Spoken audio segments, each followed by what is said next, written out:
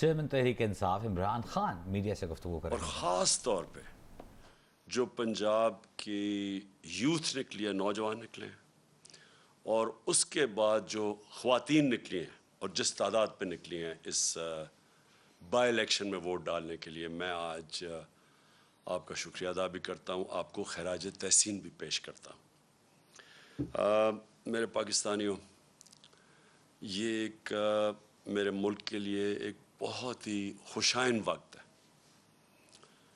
میں کیوں سمجھتا ہوں کہ یہ پاکستان کی تاریخ میں ایک ایسا وقت آیا ہے جو ہم سب کو اللہ کا شکر ادا کرنا چاہیے. وہ کیوں کہ دیکھیں، ایک قوم کے اندر جب شعور آ جاتا ہے، جب وہ بیدار ہو جاتی ہے، جب اس کو سب سے بڑی بات کہ اپنے نظریے کی سمجھ آ جاتی ہے کہ کیوں بنی تھی یہ قوم، تو اس سے زیادہ ہم اللہ کا شکر ادا نہیں کر سکتے. میں نے یہ سارے کیمپین کے اندر اپنی قوم کو ایک ہی چیز بتائی کہ پاکستان کا مطلب کیا، لا الہ الا اللہ، اور تیرا میرا رشتہ کیا، لا الہ الا اللہ. دیکھیں، یہ ہے نظریہ پاکستان. لا الہ الا اللہ محمد رسول اللہ ایک فلسفے کا نام ہے. ہم اس کو جس دن ہم سمجھ گئے، ہم اپنا نظریہ سمجھ جائیں گے، اور جب ہم اپنا نظریہ سمجھ گئے تو یہ قوم ایک عظیم قوم بن جائے گی. کبھی بھی قوم نظریے کے بغیر نہیں بنتی. ایک قوم جس کا نظریہ ہی نہیں ہے وہ قوم ہی نہیں بن سکتی. وہ ہجوم ہوتا ہے عوام کا. تو میں آج خوش ہوں. دیکھیں، جب ایک بیرونی سازش کے تحت ہمارے اوپر یہ امپورٹڈ حکومت مسلط کی گئی، تو سب سے بڑی بات یہ کہ عوام نے یہ پوچھنا شروع کیا کہ کیا اگر ہم نے انگریز کی غلامی سے نکل کے، پھر قائد اعظم نے جد و جہد کر کے ہندوس کی غلامی سے نکال کے پاکستان بنایا تھا، تو ہم کسی اور کی غلامی کے لیے تیار نہیں ہیں. اور جس طرح ایک بیرونی سازش جو ہمارے اس کے تحت ہمارے اوپر یہ لوگ مسلط کیے گئے، میں نے اپنی قوم کے اندر وہ شعور اور بیداری دیکھی جو میں ابھی تک نہیں دیکھی تھی. اور میں اس لیے خوش ہوں کہ اب ہم اللہ کے فضل سے ایک قوم بننے جا رہے ہیں. اور جب ایک قوم بن جاتی ہے نا، میرے پاکستانیوں سن لیں ذرا، جب ہم قوم بن جائیں گے اور بننے کی طرف جا رہے ہیں، تو یہ جو مسئلے ہیں نا ہمارے قرضے کے، ہمارے مسئلے ہیں کہ جی ہمارے پاس پیسہ نہیں ہے ملک چلانے کے لیے، یہ جتنے بھی ہمارے مسئلے ہیں یہ سارے حل ہونا شروع ہو جائیں گے. آپ یہ سوچیں کہ اس ملک کی کتنی بدقسمتی ہے کہ جو لوگ اس ملک کے ایلیٹ ہیں، اشرافیہ ہیں، کتنے لوگ ہیں جو پیسے والے، جنہوں نے باہر فلیٹ نہیں لیے ہوئے، لنڈن میں فلیٹ لیے ہوئے ہیں، ملک سے باہر پیسہ رکھا ہوا ہے. یہ کیوں رکھا ہوا ہے؟ یہ اس لیے رکھا ہوا ہے کہ بلیو ہی نہیں کرتے پاکستان میں. آپ نے کبھی سنا ہے کہ برطانیہ یا فرانس یا یورپ یا وہ اپنے پیسے ملک سے باہر رکھیں، اپنے بچوں کو باہر کا شہری بنا دیں؟ کبھی آپ نے سنا ہے؟ تو ایک طرف ہم جو لیڈرشپ ہے وہ کہتی ہے کہ ہم پاکستان کے لیے مرنے کے لیے تیار ہیں، اور پیسے ہم نے اپنے باہر رکھے ہوتے ہیں، جائیدادیں ہماری باہر ہیں، ہم عیدیں باہر گزار رہے ہیں، اپنی چھٹیاں، علاج، سب کچھ باہر کر رہے ہیں، شاپنگ باہر ہے. دیکھیے، ایسے قوم نہیں بن سکتی. میں پہلی دفعہ یہ قوم کے اندر جو بیداری دیکھ رہا ہوں، میں نے اللہ کا خاص رات کو شکر ادا کیا کہ ایک وہ قوم جو اتنی قربانیوں سے بنی تھی. قائد اعظم کی اگر آپ ان کی تاریخ پڑھ لیں تو جس طرح کی وہ ان کی جو صحت تھی، اور جس طرح انہوں نے ایک اپنی صحت کو نظر انداز کر کے بیماری کا بھی نہیں پتہ چلوانے دیا ڈاکٹرز کو، تاکہ مخالفین کو نہ پتہ چل جائے، وہ پاکستان بننے سے روک دیں. اس طرح کی قربانیوں سے ملک بنا تھا. اور جو ہم بڑے ہو رہے تھے، سارے ایسٹ پنجاب سے جو لوگ آئے تھے، اور میری اپنی فیملی وہاں سے جب پارٹیشن کے اوپر آزادی پہ یہاں پاکستان آئے تھے، شاید ہی کوئی خاندان تھا جنہوں نے وہ قتل عام نہیں دیکھی. تو اس لیے جدھر آج ہم کھڑے ہیں، ہمیں ساری قوم کو فخر کرنا چاہیے کہ جس طرح لوگ نکلے اور جس طرح پھر سے خواتین نکلی، یعنی گھروں میں انقلاب آیا، اور جو ہمارا نوجوان نکلا، یہ ایک نیا پاکستان ہے، نیا پاکستان جو میں بڑی دیر سے اللہ سے دعا مانگتا تھا کہ وہ پاکستان بنے جو ہمارے جو میرے ماں باپ تھے، ان کی ساری جنریشن، وہ سارے بیچارے مایوس ہوتے گئے جب دیکھا کہ اس نظریے سے ہم پیچھے ہٹتے گئے۔ اب میں جو ملک کے حالات کے اوپر بات کرنا چاہتا ہوں، دیکھیں ہماری جب حکومت تھی تو ایک سیاسی بحران پیدا کیا گیا، مصنوعی سیاسی بحران۔ ایک حکومت چل رہی تھی، پاکستان کی اکنامک سروے کے اندر آپ پڑھ لیں، یہ حکومت کی اکنامک سروے کے متعلق جو چھپتی ہے، کہ جو جائزہ لیتی ہے ملک کی جو معیشت اوپر جا رہی ہے، کیا کر رہی ہے، اس کے اوپر اس کی طبیعت کیسی ہے، تو پاکستان کی اکنامک سروے کے مطابق 17 سال کے بعد سب سے زیادہ ہمارے آخری 2 سال میں ملک کی اکانومی ترقی کی ہے، ہماری گروتھ ریٹ بڑھی ہے، 5.6% تیسرے سال اور 6% جس سال ہمیں ہٹایا گیا۔ اس وقت ملک کی ساری جو انڈیکیٹرز تھے وہ صحیح طرف جا رہے تھے۔ سب سے بڑی چیز ہوتی ہے لارج سکیل مینوفیکچرنگ، آپ کی انڈسٹری۔ جب آپ کی انڈسٹری بڑھتی ہے تو سب سے زیادہ روزگار دیتی ہے۔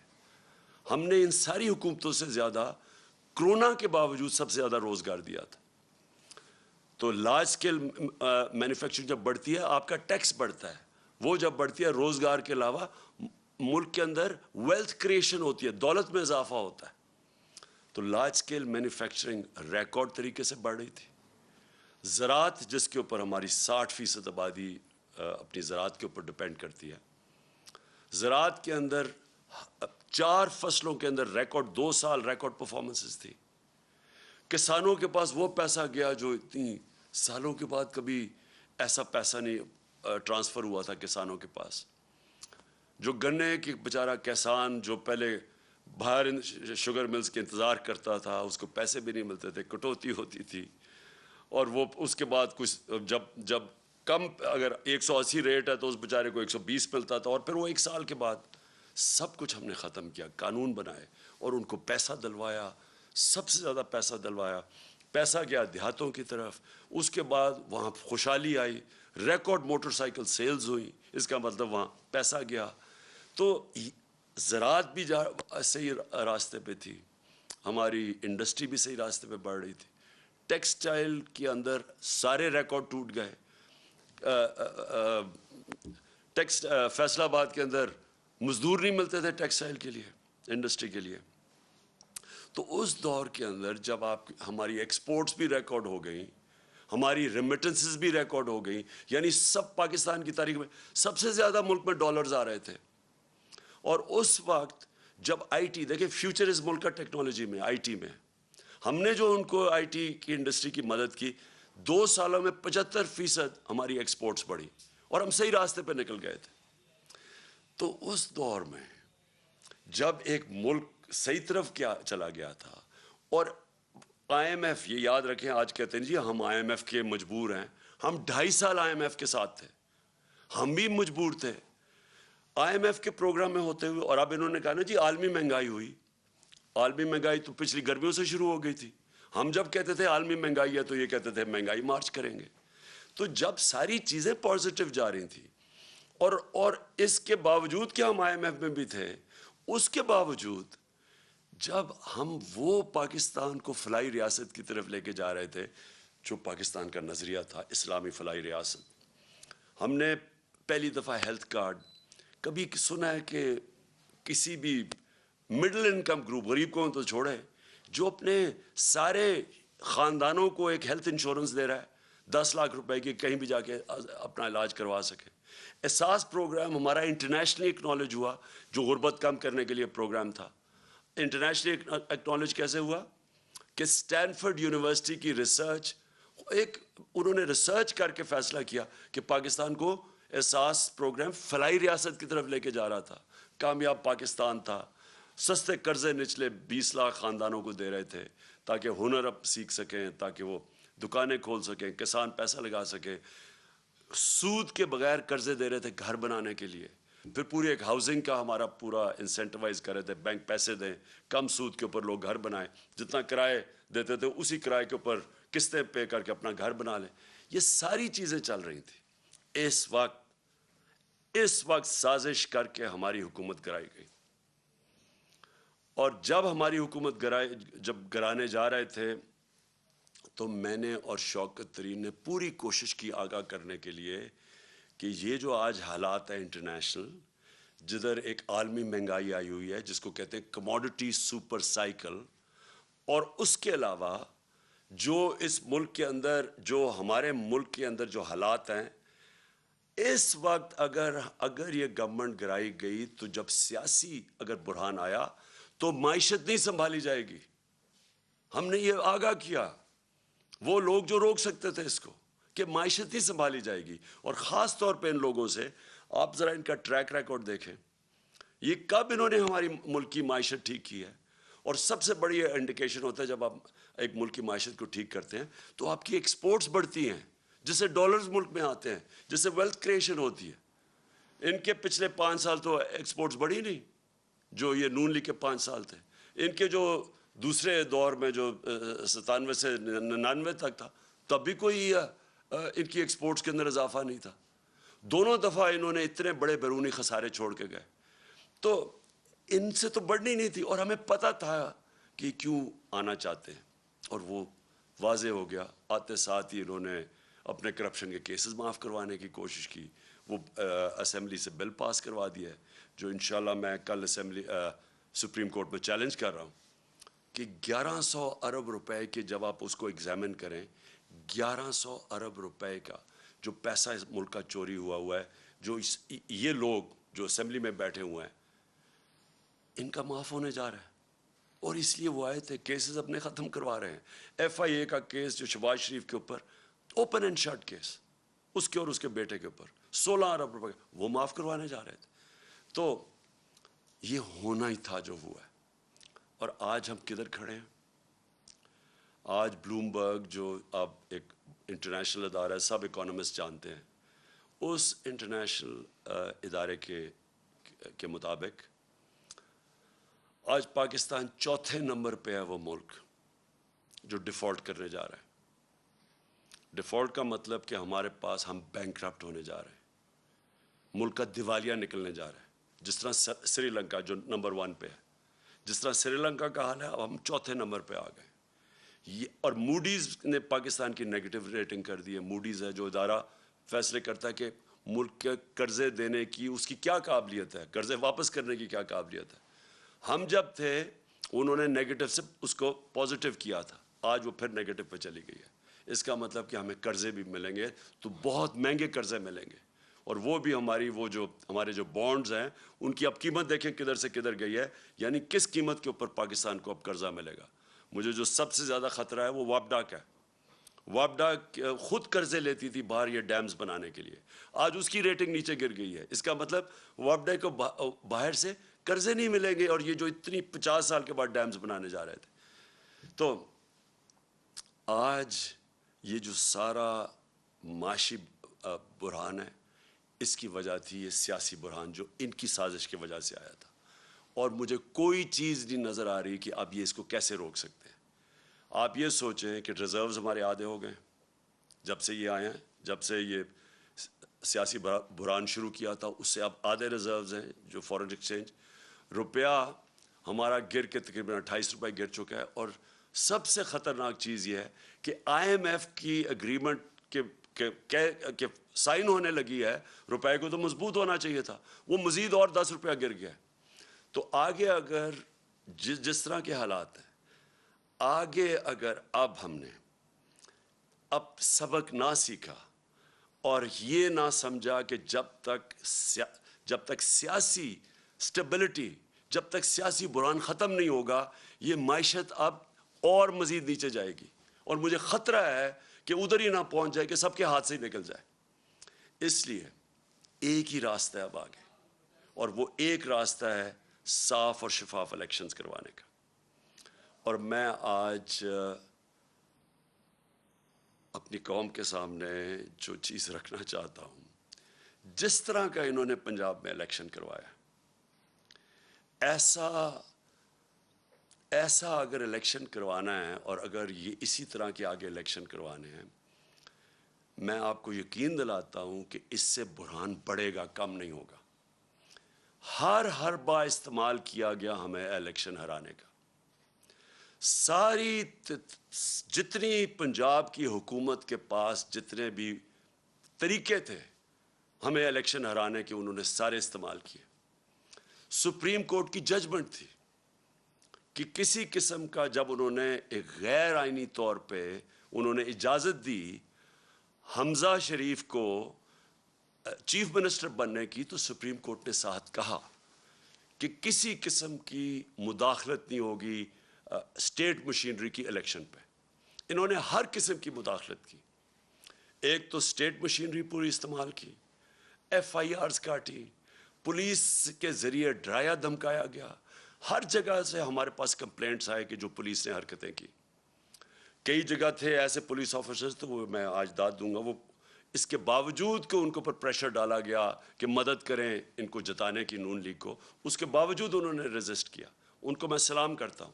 لیکن میرے ایک وہ یاد ہے مجھے, جس پولیس آفیسر نے صرف یہی نہیں کہ انہوں نے مداخلت کی, وہ بلکہ نون لیگ کے جالے بن کے انہوں نے ہمارے خلاف ایکٹیویٹی کی. ہمیں ایک یاد ہے. سپریم کورٹ کی یہ وائلیشن تھی, کنٹیمپٹ تھا سپریم کورٹ نے جو ان کو کہا تھا کہ انہوں نے کسی قسم کی, کیونکہ یہ عارضی چیف منسٹر, یہ کیئر ٹیکر ٹائپ تھا, اس کا کام ہی نہیں تھا حمزہ شریف کا کہ جس طرح استعمال کرتا پولیس کو. لیکن مجھے جو سب سے زیادہ جو افسوس ہے وہ یہ چیف الیکشن کمشنر کے اوپر ہے. چیف الیکشن کمشنر نے جو بددیانت داری کی ہے, ایک تو اہلیت بھی اس کے اندر نہیں ہے. 40 لاکھ لوگوں کو انہوں نے ان کو پتہ چلا کہ جی وہ کوئی کمپیوٹر مسٹیک ہوئی اور مر گئے. کہیں دنیا کے اندر اور اگر یہ ہوتا 40 لاکھ ووٹر مر جاتے, اس کو ریزائن کرنا پڑتا. لیکن اس کے علاوہ اس نے پوری طرح شرکت کی نون لیگ کو جتانے کے لیے. ہم 8 ہمارے پاس کیسز ہیں, 8 کیسز ہیں جو ہم الیکشن کمیشن کے پاس گئے, اور وہ جائز کیسز لے کے اس کے پاس گئے, اس نے ریجیکٹ کر دیے. ہم پھر عدالت میں گئے اور 8 دفعہ عدالت نے ہمارے ساتھ کھڑے ہو کے ان کو اوور رول کیا, الیکشن کمیشن کو. جس کا مطلب کہ الیکشن کمیشن نے جان کے ہمارے خلاف ججمنٹ دی تھی. اس الیکشن کمشنر کے اوپر ہمیں کوئی اعتماد نہیں ہے. انہوں نے الیکشن کروایا سینٹ کا, سپریم کورٹ نے اجازت دی کہ آپ سینٹ کے ووٹ کو ویریفائی کریں. اس الیکشن کمیشن کو اور ساری پولیٹیکل پارٹیز کو پتہ ہے کہ 30 سال سے سینٹ کے سیکرٹ بیلٹ کے اوپر پیسہ چلتا ہے. میں نے پوری کوشش کی, ہم ہی سپریم کورٹ کے پاس گئے اور سپریم کورٹ نے اس کو روکنے کے لیے اجازت دی کہ ہاں آپ ووٹ کو ویریفائی کر سکتے ہیں. اس الیکشن کمیشن نے اس کو اوور رول کیا, اور اس کے بعد جو الیکشن ہوا, جو پچھلے سینٹ الیکشن میں پیسہ چلا ہے, پاکستان کی تاریخ میں اتنا پیسہ نہیں چلا.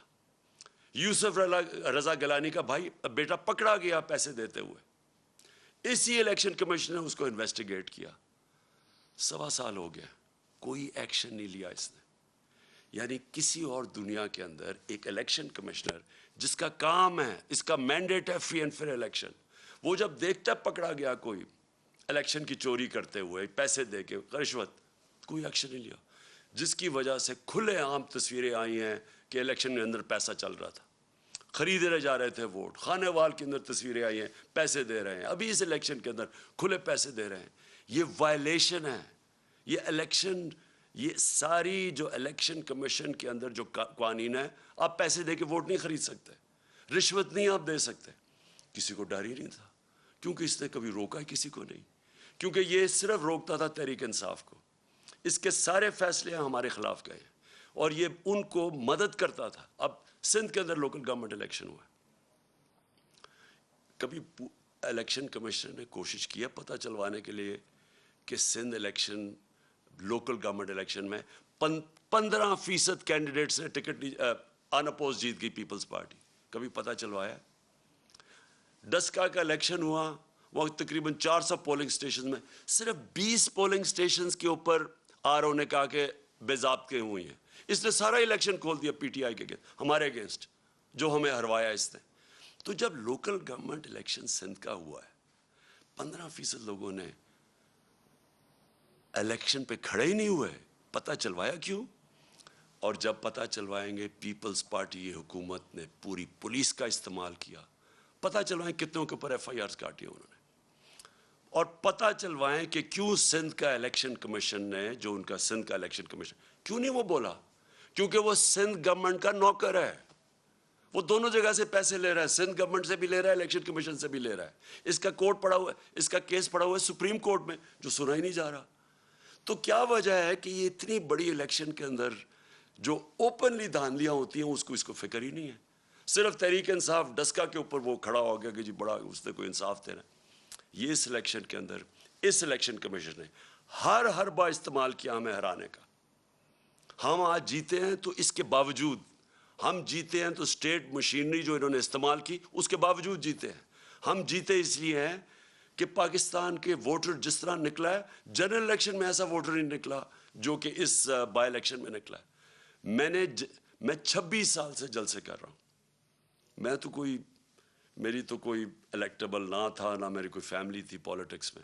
میں تو شروعات تھوڑے سے لوگوں سے، اور آہستہ آہستہ پبلک میں جا کے بیداری پیدا کر کے، اور ایک دن 14-15 سال کے بعد دن ایسا آیا کہ لوگوں نے میری بات سننی شروع کر دی. باتیں یہی میں کہہ رہا ہوں، پاکستان کا مطلب کیا، لا الہ الا اللہ، یہ میں 26 سال سے کہہ رہا ہوں. یہ کوئی نئی بات نہیں کر رہا. لیکن ایک وقت آیا کہ اللہ نے لوگوں کے دلوں میں ڈال دیا اور میری پارٹی کھڑی ہونی شروع ہوئی. اور میں نے ساری پالیٹکس کی ہے پبلک کو ساتھ ملا کے. کبھی 26 سال میں نے کبھی اس طرح کی بیداری نہیں دیکھی. میں نے کبھی اپنی قوم میں ایسا شعور نہیں دیکھا جو میں نے اس بائی الیکشن ان 3 مہینے میں دیکھا. جب مجھے سازش کے تحت 9 اپریل کو جب میں پرائم منسٹر ہاؤس سے نکلا اپنی ڈائری پکڑ کے، تو میرے مخالفین سب کا، جنہوں نے سازش کی، ان کا خیال تھا کہ اب مٹھائیاں بنٹے گی اور ساری دنیا اس کو برا بھلا کہے گی. میڈیا کا پورا ایک گروپ ساتھ ملا ہوا تھا ان کے، اور ان میڈیا نے پوری کیمپین چلائی اس کے اگینسٹ. میں پھر سلام کرتا ہوں وہ میڈیا جو اس کے باوجود کھڑا رہا رائے حق پہ، سچ پہ. کیمپین چلائی گئی. انہوں نے پہلے بلیک آؤٹ کروایا ہمارا، اور پھر ان ساروں نے آ کے میرے پر کیسز بنانے شروع کر دیے. ہمیں جو 25 ہم جب ایک پرامن احتجاج کر رہے تھے کہ بیرونی سازش کے تحت ان کو بٹھایا ہے، وہ لوگ 60% کیبنٹ ضمانت پہ. شہباز شریف اور اس کا بیٹے کو سزا ہونے لگی تھی FIA کیس میں. کبھی کوئی تصور کر سکتا ہے کہ الیکشن کمیشن اجازت دے دے ان لوگوں کو الیکشن لڑنے کی؟ عموماً ساری دنیا میں الیکشن کمیشن، اگر آپ کے اوپر آپ انڈر ٹرائل ہوں، آپ کے اوپر اربوں روپے کے کرپشن کے کیسز ہوں، تو عموماً الیکشن کمیشن کہتی ہے کہ پہلے اپنے آپ کو کلیئر کرو اور پھر آ کے الیکشن لڑو. یہاں الیکشن لڑا رہے تھے اپنے آپ کو کلیئر کرنے کے لیے کرپشن سے. یہ کبھی دنیا میں ایسے نہیں ہوا کہ آپ پہلے الیکشن لڑیں، آپ اقتدار میں، اور پھر اپنے کیسز ختم کر دیں، یعنی خود ہی ملزم ہی قاضی بن جائے. یہ الیکشن کمیشن نے اجازت دی تھی ان کو. یہ لوگ آ کے اوپر بیٹھے. 25 مئی کو میں کبھی نہیں بھولوں گا.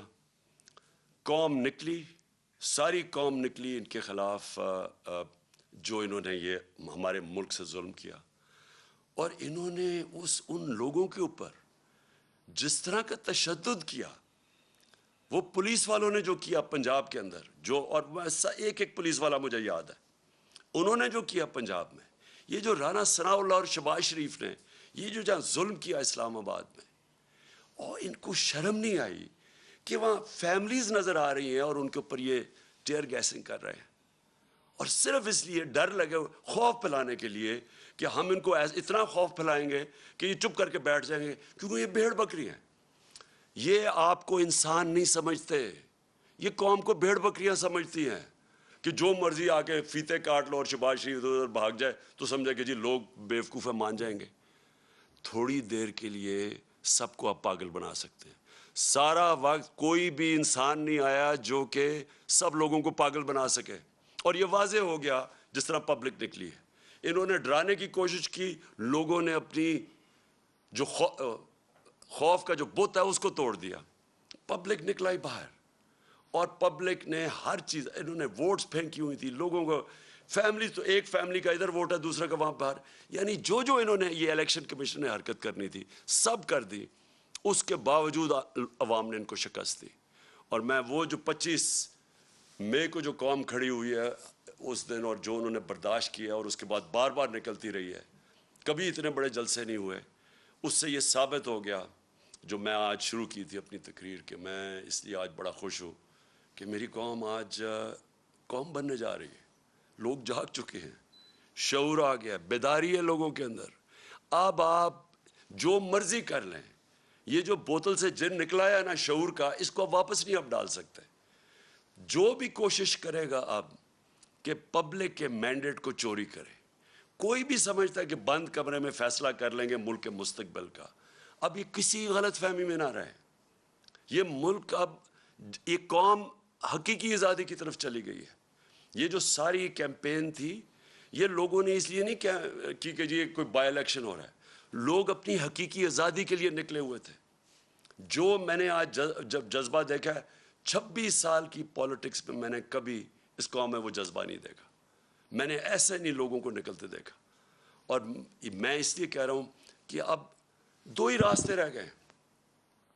جو بھی اب کوشش کرے گا نا کہ ان کا مینڈیٹ چوری کرنے کے لیے, وہ خود جس طرح یہ انہوں نے شکست ہوئی ہے نون لیگ کو, ان کو شکست ہو جائے گی. ایک راستہ ہے اب قوم کا, اور وہ راستہ ہے صاف اور شفاف الیکشنز. جو اس کے علاوہ میں بار بار کہہ رہا ہوں, اور میں جب مجھے انہوں نے ہٹایا وہاں سے, جب ہٹانے کی کوشش کر رہے تھے, تو میں نے آپ کو پتا کہ میں نے الیکشنز اناؤنس کر دیے تھے, لیکن پھر وہ ہماری عدالتوں نے اس کو اوور ٹرن کر دیا. میں ابھی بھی سمجھتا ہوں کہ ملک کے لیے وہ بہترین فیصلہ تھا. اگر سیاسی انتشار پیدا ہی کر دیا تو بیسٹ طریقہ عوام کو فیصلہ کرنے دیں کون کس کو وہ چاہتے ہیں کہ اس ملک کی قیادت کرے. میں ابھی بھی یہ کہہ رہا ہوں, ایک راستہ ہے اس قوم کا, صاف اور شفاف الیکشن. اور صاف اور شفاف الیکشن اس الیکشن کمیشن کے اندر نیچے کبھی بھی نہیں ہو سکتا. یہ ایک ملک کی جو سب سے بڑی سیاسی جماعت ہے, اس کو کوئی اعتماد ہی اس الیکشن کمیشنر پہ نہیں ہے. بار بار یہ ہمیں ڈسا ہے, بار بار یہ ہمارے خلاف کیا ہے, اور اس نے کھل کے ہمارے اسٹیٹمنٹس دیے ہیں, اور ہمیں پتہ ہے یہ لاہور میں جا کے کن کے قدموں میں بیٹھتا رہتا. میں یہ اس الیکشن کمیشنر کو آج کہوں گا کہ آپ کے پاس راستہ ہے, آپ ریزائن کریں. ایک ہی آپ کے لیے طریقہ ہے. آپ ہو ہی نہیں سکتا کہ جب میچ کھیلنے جا رہے ہیں, 2 ٹیمیں ہیں, ایک ٹیم کہتی ہے مجھے امپائر پہ اعتماد ہی نہیں ہے.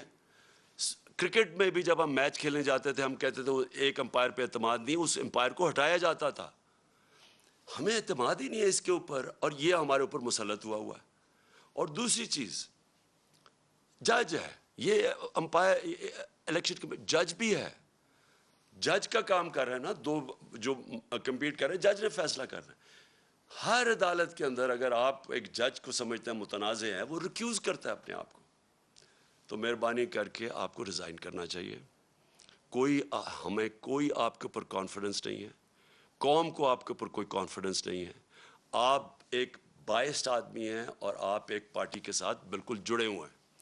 اور آپ نے جو سندھ کا بھی الیکشن کروایا, اس کا آپ ذرا سندھ کے لوگوں سے پوچھیں, ذرا سروے کروائیں سندھ میں کہ جو لوکل گورنمنٹ کا الیکشن ہوا ہے کیا عوام اس کو تسلیم کرتی ہے. اس لیے میں آخر میں اللہ کا شکر پھر سے کرتا ہوں. اپنے نبی صلی اللہ علیہ وسلم کا ہمارے اوپر نظر ہے, ہم ان کی امت ہیں. میں اپنی عوام کا, خاص طور پہ پھر سے اپنے نوجوانوں کا, اپنی خواتین کا, ان کا سب میں شکر ادا کرتا ہوں, شکریہ ادا کرتا ہوں جس طرح وہ جس تعداد میں نکلے. اور میں اس میڈیا کا بھی شکر ادا کرتا ہوں, شکریہ ادا کرتا ہوں, جنہوں نے ہر پریشر کے باوجود انہوں نے ہماری سپورٹ کی. انہوں نے ہماری سپورٹ کیا کی, उन्होंने हमें ब्लैक आउट नहीं किया, हमें मौका दिया अपना मौक़िफ़ रखने का, और मुझे पता है कि किस तरह के प्रेशर्स थे। अब पाकिस्तान को आगे बढ़ना चाहिए। हमारे सामने बड़े चैलेंजेस हैं जो साजिश के तहत मुल्क को डिस्टेबलाइज़ कर दिया और माइशत जो नीचे जा रही है, अवाम महंगाई में पिस गई है। आज हालात देखें कि आज जो पेट्रोल और डीज़ल है उसकी कीमत देखें कि इन्होंने 18 रुपए पेट्रोल कम किया है और 35 रुपए डीज़ल कम किया, और पहले डीज़ल को 130 रुपए बढ़ा दिया और पेट्रोल को 100 रुपया बढ़ा दिया। इंटरनेशनल मार्केट के अंदर आज जब हम गए थे तो तेल बिक रहा था 103 रुपए, 103 डॉलर पे बिक रहा था तेल, आज वो 95 पे पहुंच गया। तो इनको नीचे करना चाहिए, इस वक्त भी लोगों के ऊपर कम बोझ डालना चाहिए। लेकिन माइशत तब ठीक होगी जब यहाँ सियासी स्टेबिलिटी आएगी, इस्तेकाम होगा। और इसलिए मैं आज सारी अपनी कौम को अपील करता हूँ कि हम सबको अब एक ही तरफ देखना चाहिए कि कैसे हम इस मुल्क में साफ़ और शफाफ इलेक्शन करवा के इस मुल्क को अब उठा सकते हैं, डेवलपमेंट की तरफ ले सकते हैं। मेरा जो तजर्बा हुआ है 3.5 साल में, एक दफ़ा सियासी स्टेबिलिटी आ जाए मुल्क में, सियासी इस्तेकाम आ जाए, ये मुल्क के अंदर इतना बड़ा पोटेंशल है बढ़ने का। और सबसे बड़ा आखिर में मैं कह भी दूँ जो पोटेंशल है, देखिए हमारी एक्सपोर्ट्स बढ़ने में हमारा सबसे मसला क्या है कि हमारे डॉलर कम हो जाते हैं। हम बढ़ने लगते हैं इकॉनमी, क्योंकि हमने कभी एक्सपोर्ट्स पे तवज्जो नहीं दी, डॉलर कम होने शुरू हो जाते हैं, हमें IMF के पास जाना पड़ता है। लेकिन हमारा इतना बड़ा असासा बैठा हुआ है बाहर, बैरून मुल्क पाकिस्तानी, ये हमारा बहुत बड़ा असासा है। हम जैसे जैसे यहाँ सियासी इस्तेकाम आता जाएगा, स्टेबिलिटी आती जाएगी, ये लोग इन्वेस्ट करेंगे पाकिस्तान में। ये तब तक नहीं इन्वेस्ट करेंगे जब तक ये मुल्क के अंदर ये जो बुरहान रहेगा सियासी। ये है हमारा असासा। इनका पैसा लाने के लिए, डॉलर्स लाने के लिए हमें पॉलिटिकल स्टेबिलिटी चाहिए। उसके लिए हमें साफ और शफाफ इलेक्शंस चाहिए। पाकिस्तान पाइंदाबाद। चेयरमैन PTI इमरान खान खिताब कर रहे थे अपने वोटर्स का। उन्होंने शुक्रिया अदा किया जिन्होंने उनके लिए वोट किया, और साथ ही साथ चीफ इलेक्शन कमिश्नर को उन्होंने शदीद तनकीद का निशाना बनाया।